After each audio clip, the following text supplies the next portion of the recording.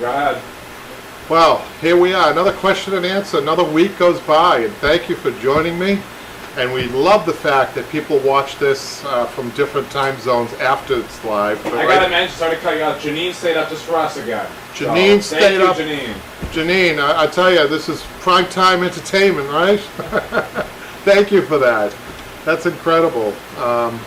You must be watching a lot of YouTube videos with me, and that keep you awake. They either keep you awake or really put you to sleep quick, I guess. Anyhow, I'd like to make an announcement. Jimmy is not joining us today. He is going to take a little bit of a break because we just showing just you from above, no Jimmy camera today. Yeah, Jimmy is not here. He's only with us in spirit today. But Jimmy was working very hard on a project. He just finished up his one of the online classes that. 13 classes, right, Patrick? It was an unbelievable amount of work, and I think he just wants to take a break. He's a little tired, which brings up a good subject about how physical upholstery can be. I mean, people say, do you go to the gym? My son's one of them. I don't need to go to the gym because what I do is I guess that's my excuse, right, guys? But no, this week's been brutal here in New England. It's been high humidity, high temperatures. But that doesn't mean the work is stopping, and you have to get out there and get the work. The other day, we delivered something in 100-degree temperature to the second floor. Remember, Patrick? Yeah. Wow, I tell you, that was tough. With masks on, by the way. So that was tough. But we're blessed that we have the work. We're very happy we have the work. Although it's not 100%, but we know some of our friends who own restaurants. We're not complaining because some of our friends haven't worked since March. So that's March, April, May, June, July, coming up to August, 5 months, you guys. So we pray for them that their businesses will come back, that there'll be I might as well talk about COVID because it's really impacted us. Although we've managed to really, the content on the online classes, Patrick, Broadway Upholstery School online classes, yeah. We're building the content, and we have a lot in the can, as they say. And those are coming out, and plus the live Q&A, plus the YouTube videos that we'll be continually posting for all those people who just want free access. That's fine. And our new TV show. And the new TV show.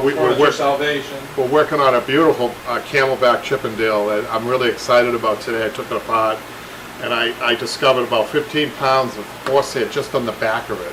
So it needs some restoration, but it's a beautiful piece of furniture that we found. So we're excited about that. We found another one that Patrick hasn't. I hope I'm not spilling the beans on that one, Patrick. You can preview. Don't give away too much. Well, I could preview. I don't have to describe what it is. Yeah, it's code names maybe. I don't know. Well, we found it. Let's say we found a beautiful frame of a French settee sofa, actually, in the woods. Somebody just dropped it there, just dumped it there. We picked it up, and it's beautiful. It's going to look beautiful. It's just a frame, which is a little unusual. Just a frame. It's in pretty good shape. There's a couple of missing pieces on it, but we're going to restore that too. So there's a lot going on. We like to keep busy. If you guys are starting your career in upholstery, please visit us on the Broadway Upholstery School as well as the YouTube videos. But we're selling supplies, and Patrick and I were talking about, I hope I'm not jumping the gun on this one a little bit, Patrick, but we're going to be offering in the future maybe Zoom classes where people who are buying our supplies online, we're going to give them access to me, live, to actually help them with their furniture that they're stuck on. Like we know Pam on the Broadway Upholstery School Facebook forum, right, Patrick? She oftentimes will write up in on the Facebook about certain problems that she's having. Well, wouldn't she be better served, Patrick, if she was buying the supplies online? We're going to maybe think about offering free access, but we're still thinking about that. So there are a lot of things going on. Did I cover? Well, I did want to talk about. We're very close to the 10,000 subscribers. So please, if you haven't subscribed, please subscribe. Working hard. People don't realize how hard it is to have a YouTube channel, and how I don't think can't think of anything else or any endeavor like it that you have to really, really hammer away at it, right, Patrick? Well, always uploading. You have to hammer. We don't even upload enough. We don't even do it enough, and we have at least one show live every week. Plus, we got another YouTube. You're going to be posting another YouTube, right, Patrick, pretty soon? Mm-hmm. He's got one that he's going to be posting, and now that we have a little bit of a lull in the online classes, so we're probably going to focus more on some YouTube videos in August just to get some more posted. But it's a continue. You have to continue it. And that lull is only, I should make clear, that's only for filming. We have classes stocked up that are going to be. We have 3 more classes ready to go. So for all you guys who have subscribed, and we have a few people who have the yearly subscriptions, you guys are going to get a lot of content. You've already paid for it, so I think that's great value. You guys, if you haven't checked it out, the full, I think that gets to be a greater value the more classes that are posted, right, Patrick? Right. Obviously. But there's more coming up. So you guys who have already paid for that, you've already enjoyed hours and hours and hours and hours of me helping a student, and therefore you're learning a lot, hopefully. But there's a lot more coming up. So we see it, all new content all the way through October, right, Patrick? Yep. All the way through October. Just that we're not filming for a little bit doesn't mean So then we'll probably be filming again. So. Not bad for a 62-year-old, all right, you guys? I mean, this guy, he's only 27, right? Sometimes his brain's working 3 times faster than mine, and his body's going twice as fast. So he's got to slow down sometimes, but I try to keep up with him, and it's not an easy task, I can tell you that. But anyhow, I have because Jimmy isn't here, I'm going to focus. I'm going to get to this project in a minute. I'm going to do this. Hopefully I'll be able to finish this while this is going on for now probably about 45 minutes. But before we do that, I want to get, first of all, to tell you question and answer, live question and answer. If you've got any, please don't hesitate. We'd like to hear about your experiences upholstering and about especially if you're having trouble with certain pieces, or how you're doing. We posted pricing. I'm interested in your feedback on some of the pricing videos that we did. And did we promise another pricing video, Patrick, at some point about repair work or something? Yeah, a little more in depth on that. But we'd like the feedback on the pricing one that I posted, because I find that very interesting, because pricing's tricky. I mean, right now we're in the middle of a pandemic. How does that affect pricing? Of course it affects pricing. How has your business changed? I'll tell you, my business has changed. My price points have gone drastically down. They've gone down, so that I'm trying to get the same amount of customers, but the pricing point has gone down. So I need to up that ante a little bit, get more customers, and advertise. For instance, cushions. We are totally in on cushions. If you guys anywhere in the world have a cushion that you want, let us know. Broadway Upholstery School. Go up to the top bar, it says custom cushions, and we'll order you one and ship it to you. So we've started out. We're really getting aggressive on getting people's homes spruced up for less money, because a lot of people are at home. I'm hearing from my customers, and they're saying, I'm spending more time at home, I'm looking at that shabby sofa, and I want to do something. So so if you guys have a business, I would suggest that maybe you go into more of the repair end of the business during this crisis. Getting back to the pricing video, I'm actually interested in demographics and how that affects certain pricing. I mean, depending on where you are, really. I mean, I'm in New England, along the coast here, and it's a little bit more wealthier than other parts of the country, so I can get a little bit more. Of course, the cost of living is more too. So, but I'm interested in what you're getting for pricing, if you don't mind sharing that, and how I can help you maybe. Somebody commented at one point that they weren't getting much for their labor, and I think I said don't shortchange yourself, and I looked into that. I think, do you remember that comment, Patrick? Somebody commented about that they felt like they weren't getting enough for their labor. Well, they weren't charging enough. They weren't charging you enough. So don't be afraid to charge, you guys. If you lose a customer, that's fine, but sometimes it's better to lose a customer than to lose a lot of money. So, look over how many hours things are taking you and compare that to your skill. Now, remember, you always have to, when you're doing hours, you have to think your skill set. Your skill set and your skill speed. And speed comes with how many years you've been in the business, right? You've been in the business 5 years, and you're very skillful. You're twice as long as a guy that's been in it for 15 years or 10 years. So keep that in mind when you're trying to figure out costs. As you get into a career, you're going to realize a greater profit. You should, because you're going to be speeding up. You're going to find ways of speeding up. And I can't say it enough. The classes show you ways of speeding up. Shows you shortcuts. Show you mistakes that you're going to make to avoid. That's a big one too. So check the online classes out. Even if you just buy one. I mean, the tub chair class, right, Patrick? Tub chair is our best-selling one. Best-selling one, and I think it's the best-selling one because that chair can be applied to a lot of other pieces of furniture. And I think because it shows a lot of cutting and a lot of stretching that people have a hard time with. So, and it's more of a modern piece of furniture, so that should be a clue too, is maybe what our future's going to be with what we do, Patrick. So we may be showing more modern furniture on those online classes. So we've got a lot of antiques. We've got the Eastlake. We've got Jimmy's Arts and Crafts chair. There's The next one is an antique too, isn't it? It's another antique. So somebody once said, it's good that you're out in New England and there's a lot of antiques in New England, but out here in the Midwest we don't have as many antiques. So that's a good point, isn't it? Anyhow, let me get to this. Are there any questions right now? Just, I don't know if you want to read that one, Erica. She was a good comment. Oh, hi, Erica. Yeah, Erica checked in. John's here. Hi, John. Pam. Hi, Pam. Erica says Seattle is an expensive market. A friend had a simple banquet seat cushion made and it was $3,000. The fabric was faux leather, not a vinyl. Wow. Wow. That's actually a pretty good price. When she says a banquette, I'm not sure how long. Does she tell you how long it was? No.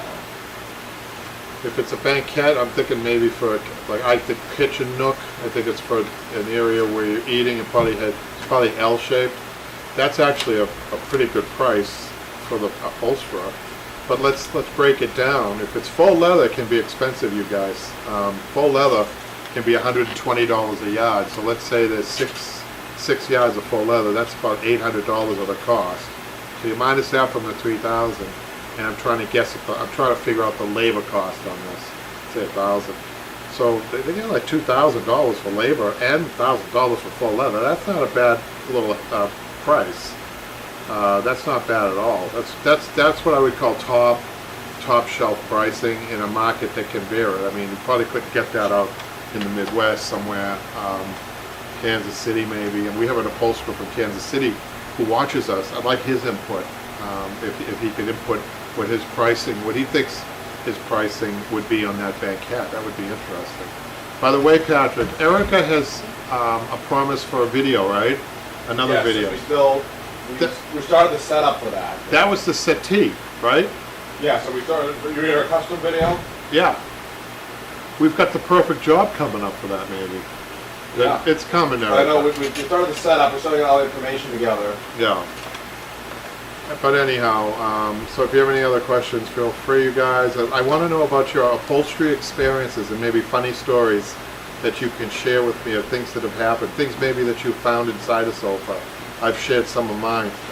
Things that you heard about other people finding things in sofas and interesting things. You know, it doesn't necessarily have to be money, you know, but just fun things. And the history of a piece of furniture, you know. I like my story about the couple that called me. I mentioned it before about the sofa that was carried out to sea and then brought back, and the people found it on the beach. I thought that was a great story. So things like that, I'd love to hear. Love to hear that. So we have a question or a comment about, oh, this was a good one. We did, Patrick, you're very creative with the graphics on this. We did a video called The French Balloon Chair. You know, and I can't remember. Oh, it was a restoration. Oh, that's interesting. So French balloon chairs are so unique, and leave it to the French to come up with one of these. Patrick has a picture of a balloon on the front of that video. I think you guys should check that out. That was fun and different, so much different. But the person is Mark, and he says, I'm living in France. I have a Napoleon III desk chair to recover. It's sprung like this, like the balloon chair. Has some wood worm. So main issue first after treatment is to source the webbing and material. Well, we have the right type of webbing. He may have an older type of webbing, the jute webbing on his chair, but this is actually an improved jute webbing from what even the French used in some of those older chairs. So I would definitely advise him to go on Broadway Upholstery School. I think I told Mark that, didn't I, Patrick? And check out our supplies. They're hand-picked. I try not to make things complicated when you're looking through supplies. It's what I think people need the most and the best. That doesn't necessarily mean cost. Try to keep the cost down. But this webbing and the burlap that would use with it is the way to go, you guys. We have another question? No, this is a story from Sylvia. Oh, a story from Sylvia. Hi, Sylvia. I once closed the back of the chair up and left my tack hammer inside the chair and couldn't find it until after I realized I left it inside the chair. That's great. So is it delivered and the customer owns it now, right? Well, that brings up a couple of funny stories. I have found other upholsterer's tools in furniture. I forgot all about this. I found a beautiful diamond pointed curved needle. I think I found a hammer once, a pair of scissors. We used to have an upholsterer years ago when we were working. He was notorious for leaving tools inside the furniture. So when the furniture was, he would be putting the cambric on, which was the furniture's turned upside down. He puts the cambric on, we come over to help him turn it up, and you hear clank, clank, clank, clank. So then he has to tip it back on. We have to go back in and take all his tools out and then put a new piece of cambric on. So you're not the only one that's done that, Erica. Professional and seasoned... Sylvia. Professional and seasoned upholsterers have done the same thing. Excuse me, it's about 90 degrees today, too. So we've had a heck of a week with the heat. So that's a good one, Sylvia. I might as well tell you, Patrick's probably going to kill me with this one, but I'm going to tell you anyhow because it's interesting. So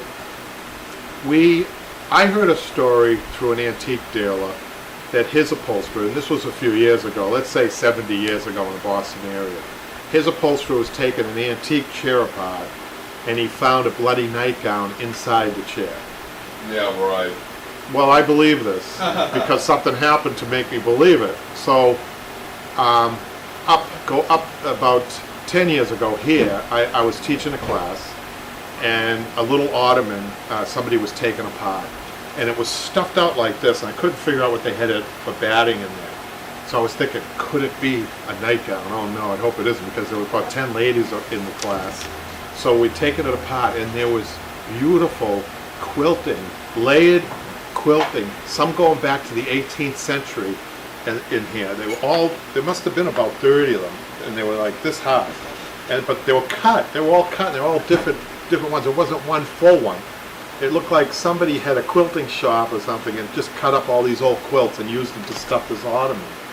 But I think that they had a historical value, so what I did was I arranged, I had her, she let me take these out to a New England Quilting Museum, which was in Lowell. It's not there anymore. So I remember going out, we set it up to go out, and there was another 25 ladies who were all part of the guild out there. They were all around me. And we had all these quilts out like this, and we were taking them off. I hadn't touched them. We didn't take them apart. We were uncovering them at that point, just to let the experts mull over them. And every time they would take one off, it was like, ooh, and then another one, ooh, and so on. And the oldest one seemed to be at the bottom of the pile. And as we were taking them off, one of the ladies asked me, she said, have you ever heard of the chair that had the bloody nightgown in it? So that confirmed the story to me, right? So if anybody out there in the Boston area knows anything about these bloody nightgowns in a furniture, we want to know about it. So it's just add a little mystery to our boring days today, but who knows? Maybe there was an upholsterer. You know, we know, Patrick, that there's a rumor that Jack the Ripper was an upholsterer. Did you know that? Yeah, I always brought that up. You're ashamed that he was an upholsterer. We're ashamed of him, but we're happy about Betsy Ross. We're happy about Sean Connery. Sean Connery. We're happy about but I was about to say we're hacking about Buddy, but we're happy about Buddy Hackett, who was an upholsterer, and so on. I mean, there's some good people there in the upholstery world. We want to think that there's all darkness, you know, mostly lightness. So let's get on to the next one. Patrick's probably happy that I'm on to the next one here. Now we got one from, I'm not sure what video they're commenting on, but it says, I'm not sure what video this is, Patrick. It says, sounds like a fun project. Check out the Jude. Oh, okay. No, I was responding that was to your someone's response. comment. That was ours. Okay, so we'll go on to the next one. This is pretty funny. It's an easy paneled arm application. That was the video. I don't even remember this one, you guys. And then the subject is what's a yelk? Y-E-L-L-K. I think somebody's making fun of my Boston accent there, but that's okay. I'm used to that by now. I think what they mean is welt, W-E-L-T, but maybe it sounds like yelk when I'm saying it. I don't know, but that's funny. Anyhow, they say, this is almost the exact kind of chair I'm trying to reupholster, but I'm trying to avoid using any glued-on trim because I hate how it looks. Thanks so much for the tutorial. It is wonderful and so helpful. So the reason they probably don't like gluing, I assume he's trying to hot glue trim on. Hot gluing trim on is kind of tough. It's not as easy as it looks. So if he's using a gimp or braiding has little, it's not woven tight. Most of it isn't. Like scroll gimp is loosely woven. So if he's using a hot glue and he's just beating it on, and then he's applying, you know, using his thumbs or his fingers to push it in, what he's finding is a couple of things. That the hot glue is seeping through and he's getting burnt. No wonder why he doesn't like doing it. And it looks terrible. It's stringy. It's very hard to clean it. Although you could take a cleaner, clean it. But we have another question. This one's from Jenny. Oh, hi Jenny. Haven't heard from her in a while. Have you, Patrick? I remember Jenny. Do you have a class/video that covers spring tying with an edge wire? Ooh, that's a good one. Now, you know what? I can tell you, I don't. And maybe, Patrick, you want to put that, you might want to make a check mark on that, or make a note of that. We don't have any individual Janine videos? also says that would be helpful, because Yeah. her next project requires that too. So on a wire edge seat, it does tie differently, you guys. And there's a technique on the front edge to do it. We're going to have to do that one, Patrick. That could be a YouTube video. Yeah, we'll have to get one. These seats aren't common. So we have to keep our eyes open for a project that comes into the shop, and we'll show that. So, I was talking about the welting, gluing welting on. So double welting's not that much of a problem because it won't seep through the face. But what you have a problem with double piping when you're hot gluing is the glue sometimes will show on the top or the bottom. And if it's a blue fabric or a colored fabric like that, or red or whatever, or a velvet, that's a problem because it's hard to get it off if you can get it off at all. So the remedy, when you're using your glue gun, get used to squeezing out the glue, but with the head of the gun, just spreading the glue a little bit. Don't beat it. Don't beat it. B-E-A-D. What you want to do is take the head of the gun and just kind of take the bead and kind of spread it out a little bit, but not extend over the width of the trim that you're using. So what that's going to do, but you only have 3 seconds to do this, not to put pressure on you because of the hot glue, right? So you guys have to get really good at using that hot glue gun. Practice, practice, practice off of the piece of furniture you're working on. Yes, there's a question. Sylvia says, could you also do an attached seat cushion too, please? An attached seat cushion. So when she says an attached seat cushion, usually they're attached back cushions. They're called semi-attached back cushions. So she must be talking about a semi-attached seat cushion. That's, she could be talking about an ottoman top too. Those semi-attached ottomans are one of the most difficult things to sew and to upholster. I'll tell you why, you guys. because I know she's probably talking about a chair, but now I'm talking about an ottoman that has a semi-attached cushion, meaning you can't take the cushion off, but it looks like you can, okay? They're hard to do because they're hard to square up because you got all four sides, you got your front and the back and the sides that are exposed. There's no putting it inside a chair with two arms and a back. So you have to be really good at the sewing end of things, and you have to pick the fabric that's try not to pick a white fabric for something like that because it picks up everything. And we're working with forms, soft forms, you guys, too. So I tell my customers, when I have a semi-attached cushion, I tell them this. I said, listen, we're talking about soft treatment. We're not talking about building you a wooden case here, where all the measurements can be down to the 1/8 or 1/16 of an inch.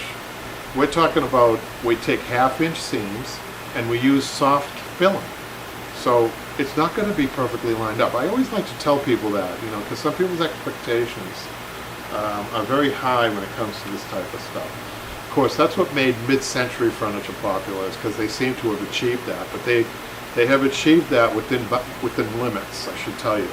They gave up a lot of the traditional furniture aspects in order to do their thing. It was like a whole new furniture line, very innovative. But anyhow, getting back to the welting and getting back to, sorry, my glasses just fell, that he is having a hard time applying with the glue. So the glue, the hot glue, you guys need to make sure you got a professional gun, and make sure that if you have two settings on that gun, sometimes a low and a high, always go to the high. Do not use a arts and crafts glue gun for upholstery. It will never work. You need that glue coming out hot. And that's a problem because you can get burnt, so be careful. I got another question about projects.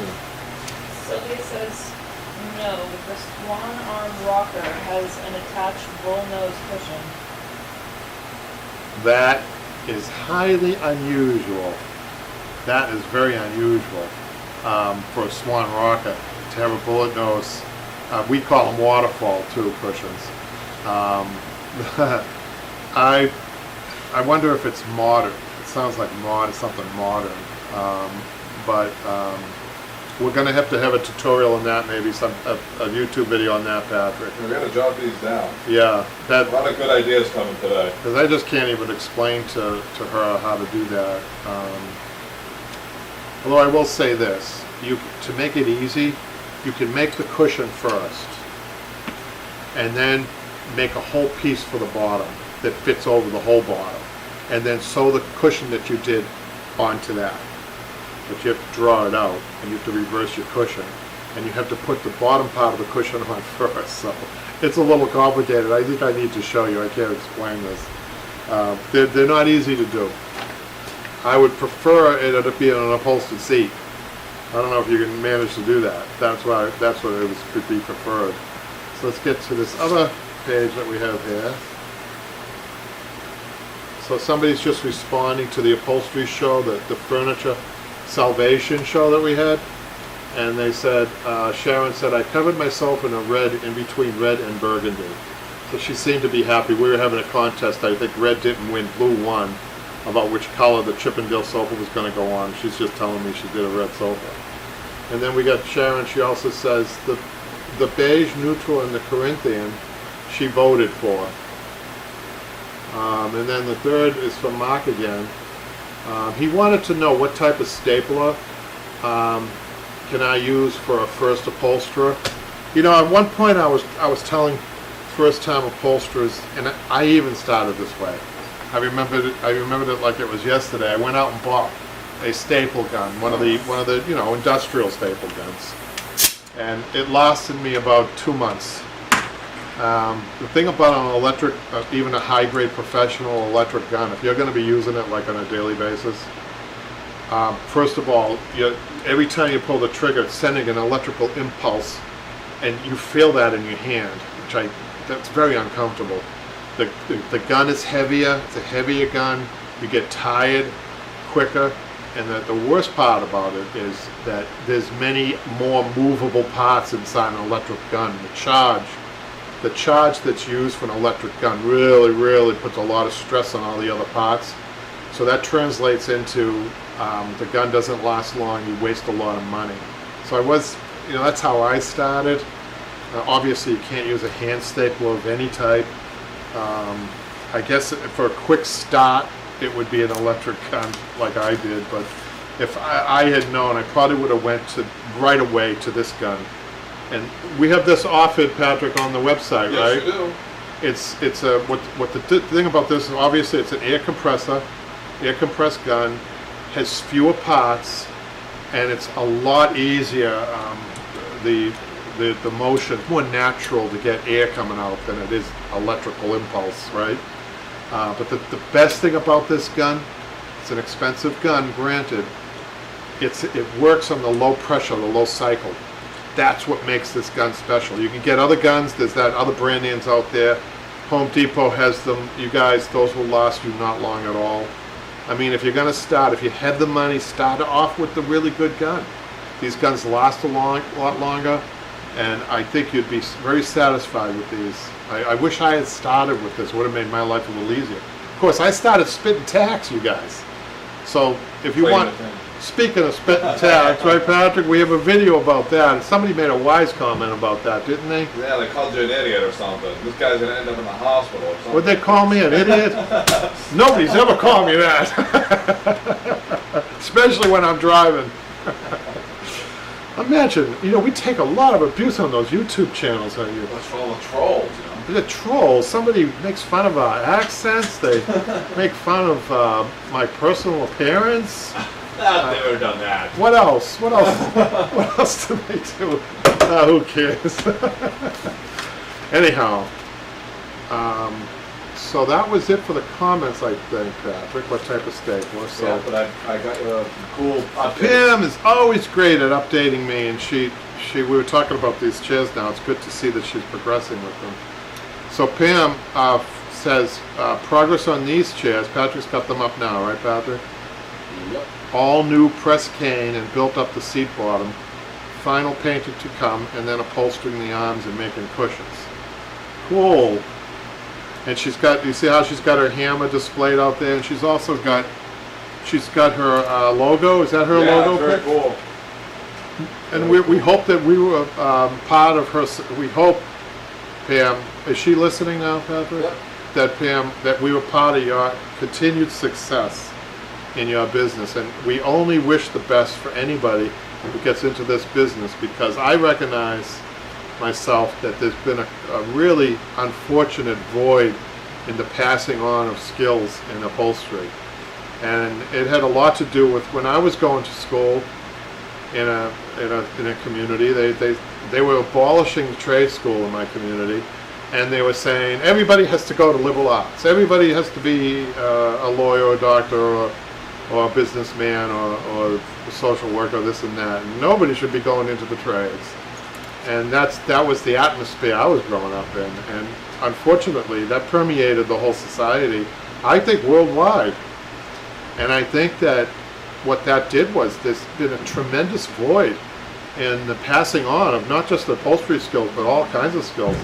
And I think that if we provide that, Patrick, we are providing quite a service if we do that through the YouTube. Yeah, a whole platform. Right? And we've had people say that they just use the YouTube videos to learn how to upholster. And I never really thought that was going to be. I thought, compared to what I got as an apprentice, I was trying to do the best I can on the YouTube. I do much better on the online classes. You guys know that if you've signed up for that. You get a better idea of how I was trained with those online classes. This is what keeps me going. This is why I do it. For people like Pam, when I see work like this, and I see that she may have already upped her game and she's got the confidence, definitely she's getting a real mean skill here, we call it. That's what we used to call it. She's got a mean skill, So keep it up, Pam. I'm really excited about you and about what you're doing. And now the next one, Patrick, you have this one up here? I gotta take a drink of water on this one because she is unbelievable. Pam. That's the fresh up. Patricia, oh, this is Patricia. Yeah, the last one was Pam. Patricia's, she's going to tell me her story. I'm not sure where she is, if she's doing this professionally yet. I know Pam is, but Patricia, let us know, because you've done an absolutely marvelous job on this. This is a chenille, I think.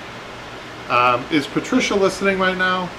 Oh, I'm not sure. I haven't seen her name. If she is, if she get back to us in between, if she's not listening now, I'd like to know if that's a chenille, because that is beautiful. She's got, so you guys, if you look at this, she's got the back pipe. I can't tell if that's a single piping or if that's two pipings on the, I think it's a single piping she's got, which is really nice.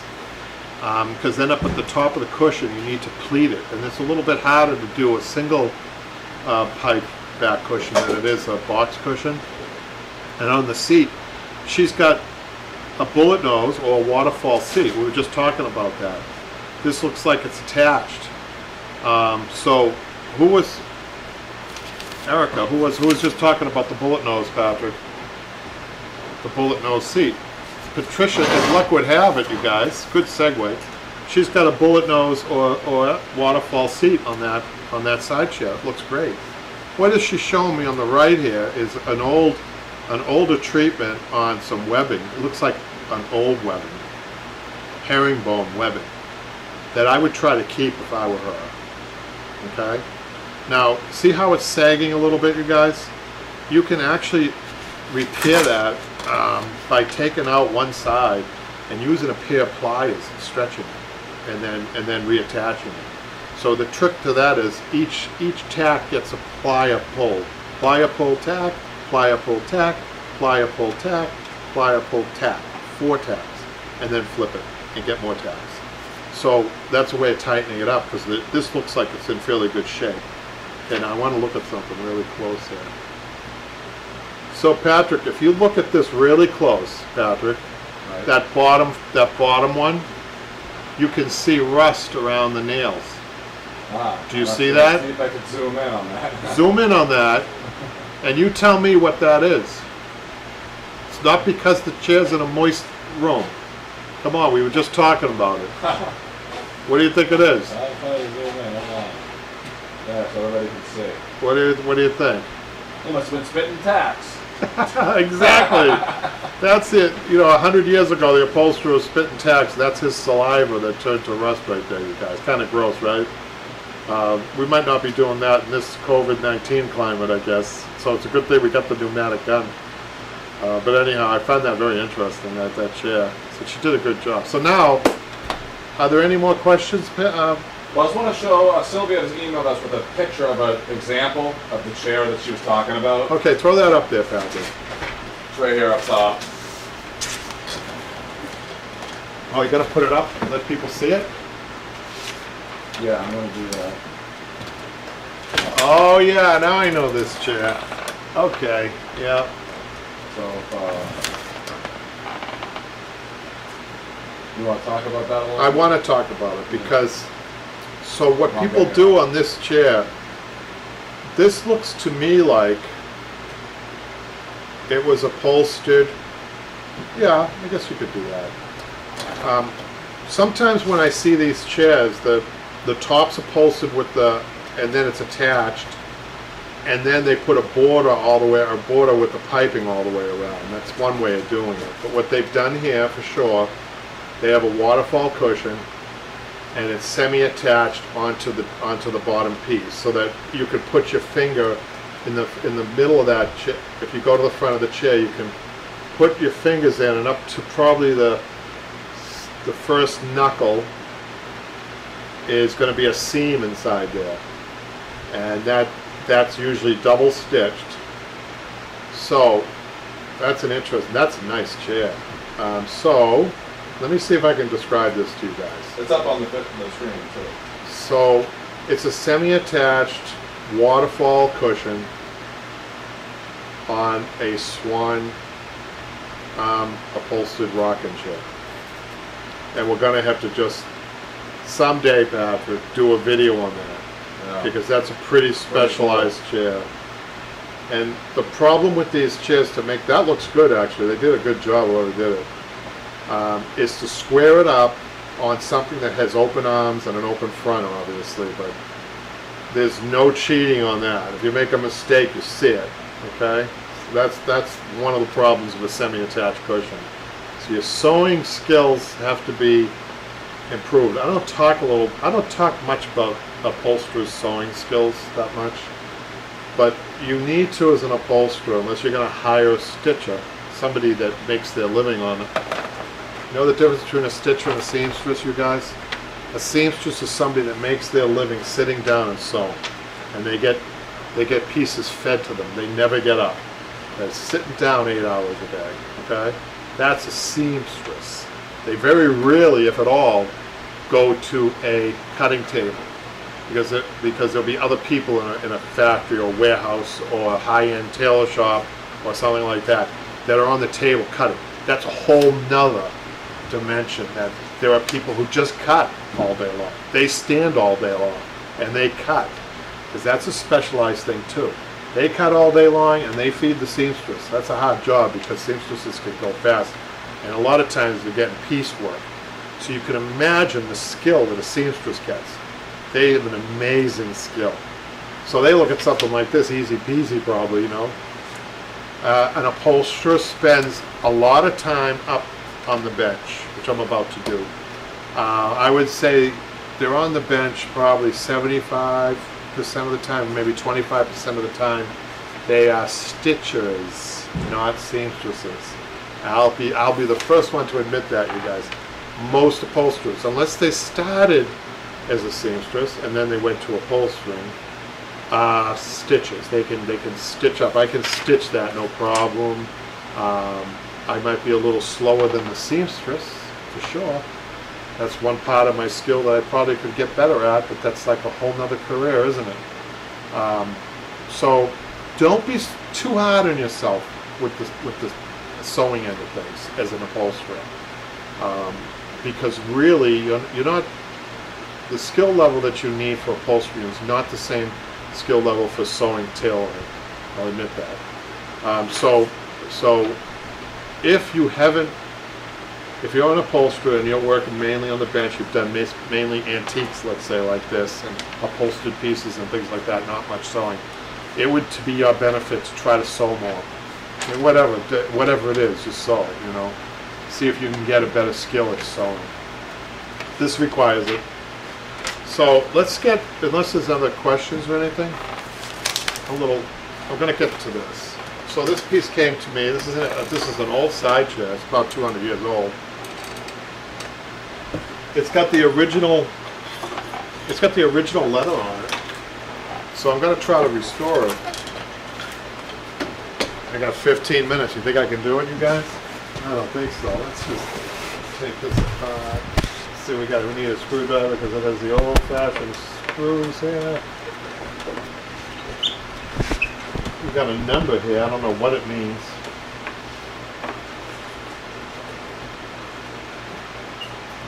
Just a slip seat. I say just a slip seat, but it's got felt in it. Not horsehair, which is too bad. I already checked that out. Let's just take a look. Wow, this is so old that it's actually stuck, even though I took the screws out. So let's see if we can just gently hammer this out. Yeah, wow. That's been in there a long time, you guys. Okay, we try to save the screws, you guys. Let's take a look at those. So what I'm looking for, this is really interesting.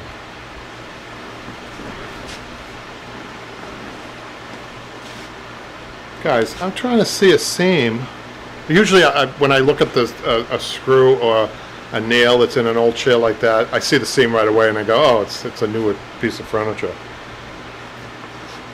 But I'm looking at this and I don't see a seam in this. There's no seam. That tells me these are handmade. That tells me these are old, that this is old. This is as old as I thought it was.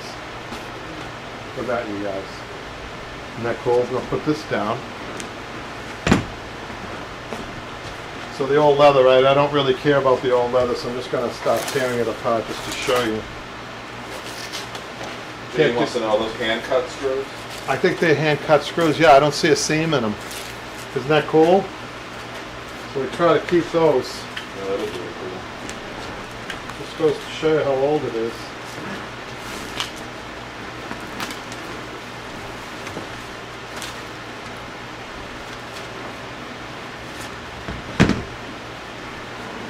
Oh, here it is. I didn't want to admit that I couldn't find one of them, so I just found it. I have to look at this again. I can't believe this. So I'm just gonna bring it up really close to the camera, and I'm gonna turn the screw this way so you can see all the way around it. Right? Look at that. There's no seam. Usually there's a seam coming down here. I don't see it. I see a little bit of millwork, unfinished millwork up here. You see that, you guys? This is handmade. There are 4 of them. Wow. You don't see that much. Not much. So, you know we got an old piece of furniture. Oh boy. You guys aren't going to believe this. So I'm taking the leather off. This is going to be fun just taking this piece apart. I don't care about the leather. I can't do anything with it. So I'm not being careful, you guys, on purpose. I'm gonna this is interesting. I definitely think that this is a farm. I have to try to spell my words now because people hear different things. F-A-R-M, farm chair. This is a farm chair. I know that for a fact because of what I just found in here. And I'll show you that in a minute, but I'm kind of excited. You know, we're surprised sometimes what we find. And then we can identify certain things. This could have been in the Midwest somewhere, maybe. And the next thing I'm about to show you is an indication of that. This is the original material that was used. Chicken wire. Chicken wire. Now, somebody has to Google chicken wire.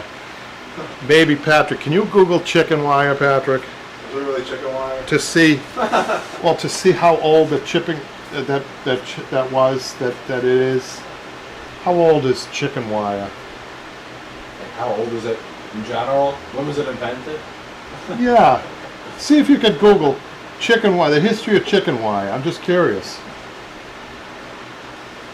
Because this could have been, so I'm dating the chair. Probably in the 1844. Wow. I didn't know it was that old.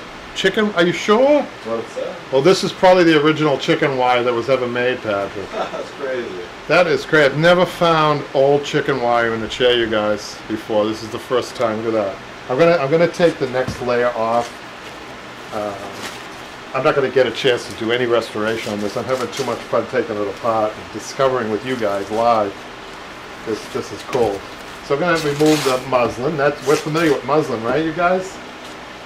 And then we've got a piece of felt that I don't think I'm going to reuse. And then we get to the chicken wire.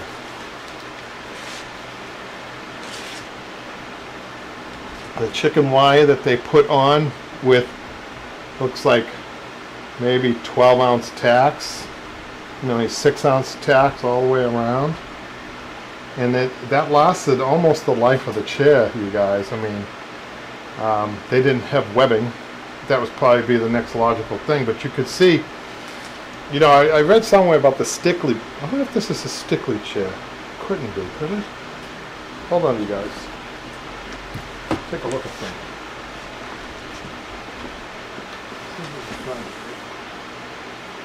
No. I don't see any marking on it, but doesn't look like a Stickley to me, you guys. But I remember reading something.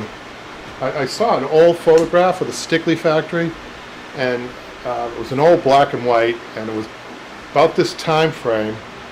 You know, one of the original Stickleys, and it seemed to be like on a farm, like in a barn, in a farm, you know. So to me, what it looks like is lack of materials, first of all. and that they, you know, it was made on the farm, the whole thing. And that even down to the leather, you know, there's probably a cow they used from the farm for the leather, which is pretty incredible. So talk about resourceful, everything came from the earth, except for the wire, right? But interesting. So I think we got a couple more minutes. I think I'm going to continue maybe taking this apart, show you what I use to take it apart. I cannot reuse any of this. It's going to go right down to the frame. Oh, that's interesting. Chicken wire. I never knew it was that old, Patrick. That's really cool. So it must be handmade. The chicken wire must be handmade, right? And the machines making it. When it was first made, I mean. Let's take off the leather first from this side.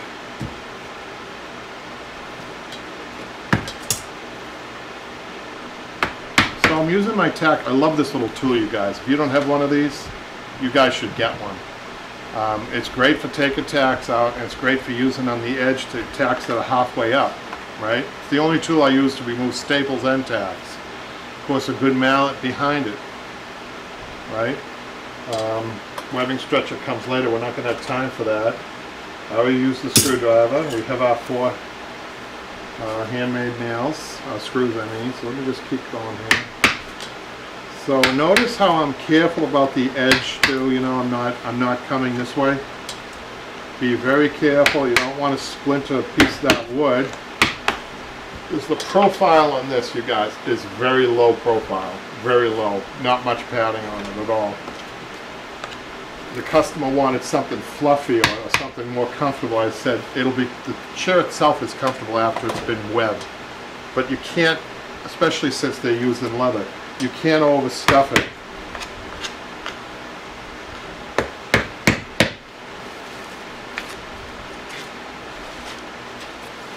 I picked something simple to show you guys because it's been a long day, a very hot day here, like I said, and I didn't really want to struggle, but it turned out to be very interesting. It surprised me. Chicken wire, who would have thought?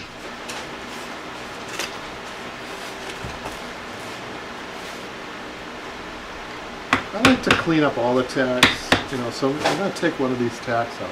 Hey, let's take one of these tacks and get a closer look at it, you guys. You know what I'm really curious about? Let's take one of these bigger tacks out. See if they're handmade.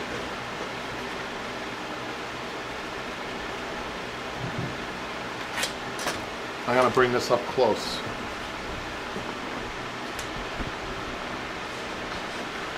Can you guys tell? Well, this is really hard to see, but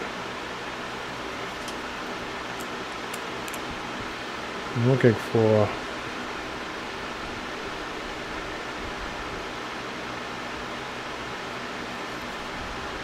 I'm having a hard time seeing a seam on this. Usually the seam is up at the top here.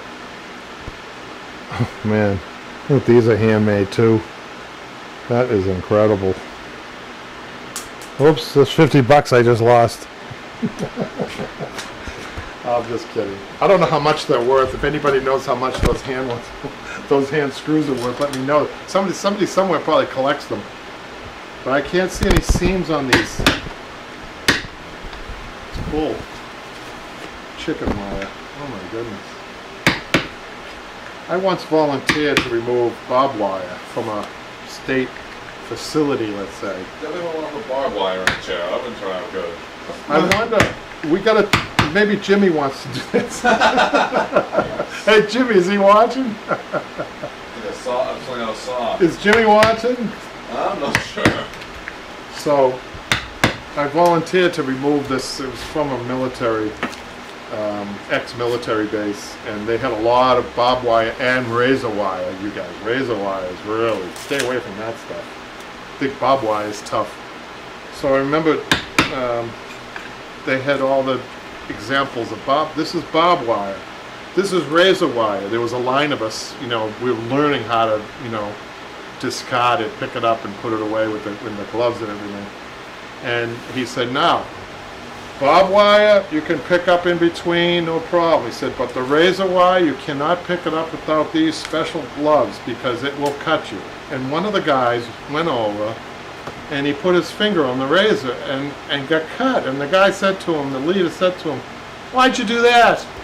And he said, because I needed to experience it myself, he said. Wow. Isn't that unbelievable? I couldn't believe it. You ever watch somebody do something and you just can't believe they did it? This is one of those cases. But this is chicken wire, and no problem. You wouldn't, like Patrick said, you wouldn't want to use barbed wire or razor wire when you're upholstery. Right, Patrick? Absolutely not.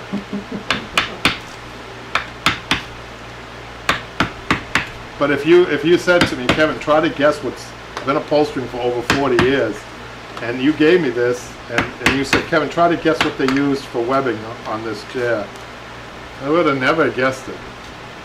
I think it's one of the first times I've seen it. I don't think I've ever seen it. So we're surprised, right, you guys? Maybe somebody out there who collects chicken wire will get a hold of us.